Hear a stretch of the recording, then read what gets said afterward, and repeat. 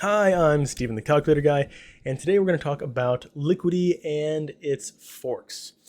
Why are we doing this? Well, because you can get pretty decent APYs and APRs off of Liquity forks, and I do think there's going to be a Liquity fork season in the future. I'm not sure if we're already sort of in it, but it is an interesting way to get pretty decent yield on stables, and I think a few people are going to start to see this, and I want you guys to be aware of what they do, how they work, and sort of what's going on with them. So without further ado, let's jump right in. There are also a couple on Solana, which I've already kind of talked about with my Hubble and Hedge videos, so go ahead and watch those if you want. Probably no links in the description, but if you just YouTube, like the Calculator Guy, Hubble Hedge, I'm sure you'll find it. So basically, Liquity is a protocol where you can take Ethereum as collateral and mint LUSD, which is Liquity USD against it, and then with that Liquity USD, you can go and get a yield on it, or you can put it in the stability vault. Now, a stability vault all across DeFi is just a vault where you put in stablecoins, and those stablecoins are used to bid or buy liquidated assets at a premium. So let's say someone's Ethereum collateral gets liquidated at 1,250. Now, you get to buy that amount of Ethereum at the price of 1,200, which is a pretty decent discount. If you sold that Ethereum immediately for 1,250, you would make a $50 profit. So stability vaults are simply a place where you put in your stablecoins, and your stablecoins will bid on liquidations. And if your bid wins the liquidation, you get to purchase it at a premium. So you get effectively discounted Ethereum. Now, on the forks, it's not Ethereum. It might be BNB, or it might be Bitcoin. It could be other assets. On Solana, it's going to be Solana or a host of other types of collateral. But that's the basics. And then for stablecoin lovers like me, you can use that stablecoin in liquidity pools for some stablecoin APYs and APRs. Now, it should be noted that on Liquity and potentially on Liquity forks, the tendency is to be above peg. When it's below peg, you can arb that very easily, which is why it's very likely to go below peg. But when it goes above peg, there's very little incentive to arb it. So right now, $1.04. Do be aware of that. 1 second, baby's crying. Okay, now I have a baby on my lap. So if you see or hear patting, that's what's happening. All right. So basically, I just want to show you some of the LPs you can enter using LUSD. They're not super exciting right now. There's the LUSD 3-curve pool, 3-curve just being DAI, USDT, USDC, and it's not getting any spectacular yields. You can probably do better on convex. And there's BLUSD, LUSD 3-curve. We're not going to talk about chicken bonds right now. Chicken bonds are super interesting, and they might help bring LUSD back down to peg. And if chicken bonds do take off and do very well, then expect to see mechanisms similar to chicken bonds also appear on other Liquity forks. Liquity Frax, 5%, so nothing super interesting, and then sort of ignore these ones for now. Okay, so that's Liquity in a nutshell. Let's look at the more interesting ones, or some of the forks in what you might encounter. Here you have a DCHF, made by the founders of GrizzlyFi. If you're familiar with that protocol, DCHF is a Liquity fork that uses the Swiss franc instead of USD. So the Swiss franc has been performing very well in the past few days against USD. It's up 5%, I think, which is pretty substantial for Forex. But I digress. It works very similarly. You can borrow DCHF against Ethereum or Bitcoin, just like you can borrow LUSD against Ethereum. And then if you want, you can participate in the stability pool. Same thing. You stake your DCHF, and that DCHF bids on liquidated Ethereum and liquidated Bitcoin at a discount. So let me quickly connect my wallet. You can see here there are some APRs. These APRs are in the form of Moneta tokens. Now, Moneta, I believe, is the Greek goddess of money, I want to say. And it's just their farm token, right? Their governance token. And you can determine whether or not you want exposure to it. Of course, I don't love exposure to those kind of assets. And as I got the APR, I would just be selling it. So if you stake your DCHF here, what you get is automatically around 36%, 37% APR. Plus, you might get discounted Ethereum and discounted Bitcoin. Now, this is very unlikely to actually be purchasing these assets because there are virtually no liquidations at all. They're super rare, especially in the markets, because everyone's being very cautious. but you can also, if you wanted to, provide liquidity on Curve and get around 40% APR. So pretty decent, and you're less exposed to the Swiss franc because it's in Swiss franc plus 3 Curve. So a portion of the LP is 3 Curve, which again is DAI USDT USDC, and then a portion of that LP is a Swiss franc. Pretty easy to enter. You can just enter right here with DCHF or USDC, but 100% of these rewards, again, in the form of Moneda. Right now, there are no Curve emissions. In the future, probably. So do keep that in mind. Around 3.5 million TVL. Now, it's actually a little bit more than that because the Swiss franc is above $1. So, for what it's worth, not tiny TVL, but not really massive.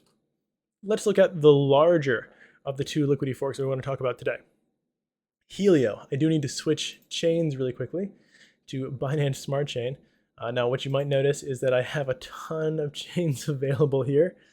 Let's use this one. I have two Binance mainnets for whatever reason. All right, let's see. Can I connect my wallet? Connect wallet, MetaMask. There we go. All right, so let's look at analytics first. Helio is supposedly backed by Binance proper. This is coming from a pretty decent source, one who I trust quite well.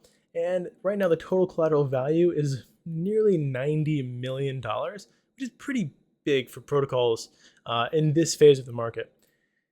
Total Hay borrowed against that collateral is 33 million. So the over collateralization is roughly 2.6, which means for every one Hay, there is whatever Hay is $1, right? So for every one Hay stablecoin, there is 2.6 stablecoins backing it.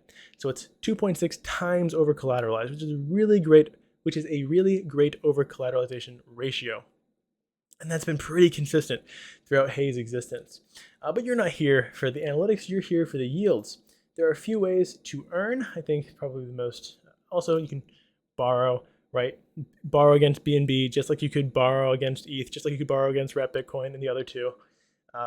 You do pay a 2% interest rate, so do keep that in mind, pretty important. And if you want to look at the liquidation history, there's only been 4 liquidations in the entire history of Helio. So not very likely. But anyways, if you go to earn, you can see a few different things, right? So Hay staking, this is where you would presumably bid on liquidation vaults or liquidations. You get around 8% or 9% in Hay. So that's pretty cool. It's a stablecoin yield, getting yield in stablecoins. Not too bad, but just remember you're probably bidding on liquidated assets, which are very rare, but it's possible. The boosted vault, I think, is probably the most interesting because you're getting, why does this say 0.3? It was 17% earlier. I think someone might have aped in. No, let's see what's going on here. The APY here was about 17% about an hour ago. So I have to imagine something has gone awry. It looks like you can ape in directly through here. That is so strange. I guess we'll keep an eye on this one. I'm so surprised that it's at 0.3%. Literally just a few hours ago, it was at 17%. Farming, 22.5%. However, this is through Magpie, and the rewards are going to come in the form of Wombat, Hay, and VL Magpie. Now, I don't love having to sell those rewards for yield, but again, you have to sell the Moneda rewards on DeFi Frank. You have to do what you have to do. It's not the cleanest stablecoin yield, but it is a stablecoin yield. You can also do these ones, but anything under 10% right now probably does not meet my risk reward. Yeah, keep an eye on this one. This is surprisingly low right now, given what it is usually at. And there's a reason why there's generally 11 million TVL in there, and it's not to get that 0.3% APR. Probably a bug, who knows, worth looking into. Now, I will say Helio, even though it by far has more TVL than DeFi Frank, some of the audits leave room for questions. So definitely look at the audits.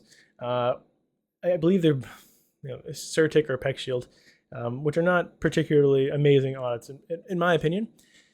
But there were some unresolved issues from Helio, so keep that in mind. almost $100 million TVL. There is some level of trust from institutions, maybe some level of trust from Binance, but do your own research in security. DeFi Frank, the issues in the audits don't exist there, but again, it's Certic Peg Shield, so take that with a grain of salt. Please do not ape your portfolio into things like these. We just saw the FTX collapse. Even though I was exposed to FTX and even though I was exposed to Solana, I'm still up on my entire portfolio by 1% in the past 1 to 2% in the past 4 months. I think 2% in the past 4 months, because I was diversified, right? I had some exposure to FTX. That's all gone. Okay, I'm still up, even though that whole position's gone. Had exited some positions on Solana terribly, lost some money there. I'm still up on my total portfolio because I diversified. If you want to learn about diversification, if you want to learn about risk management, if you want to be in the greatest DeFi Discord on the planet, please join DeFi Dojo. It is it's amazing. I talk about it all the time. We have portfolio sharing there where we mention what we are in and what we're doing. We have people from all across DeFi there as sort of experts. We have people from Jupiter, Bymasons, DopeX, LandX, Frictions, Osmosis, Aperture, Radiant, the gamut, right? And then we just have really, really smart people there. So it's a decentralized think tank full of clever people trying to have good risk analysis, trying to maintain best practices, and constantly answering questions in the most polite, reasonable, and clever way. So come hang out. First month, free. Don't like it, you can leave without paying a dime. And if you do like it, feel free to stay. We would love to have you. That's all. Hopefully you understand Liquity a bit more. I expect we're going to see some more Liquity forks in the future. And with the rise of chicken bonds, we may see some chicken bond forks as well. So hopefully you understand how stability vaults work, how these stable coins work, why they may have a tendency to be above peg rather than below peg. And actually, there's another way of thinking about this. You can redeem your ETH by returning your DCHF, right? So if DCHF goes under peg, you could buy DCHF for a lower value and then return that. If it goes over peg, well, why would you want to redeem? Why would you want to sell? So there's less incentive to redeem when it's above peg, much more incentive to redeem when it's below peg, especially if you short the DCHF or short the LUSD, which just means like borrow and sell it. Okay, that's it. Thank you so much for watching and have a wonderful rest of your day.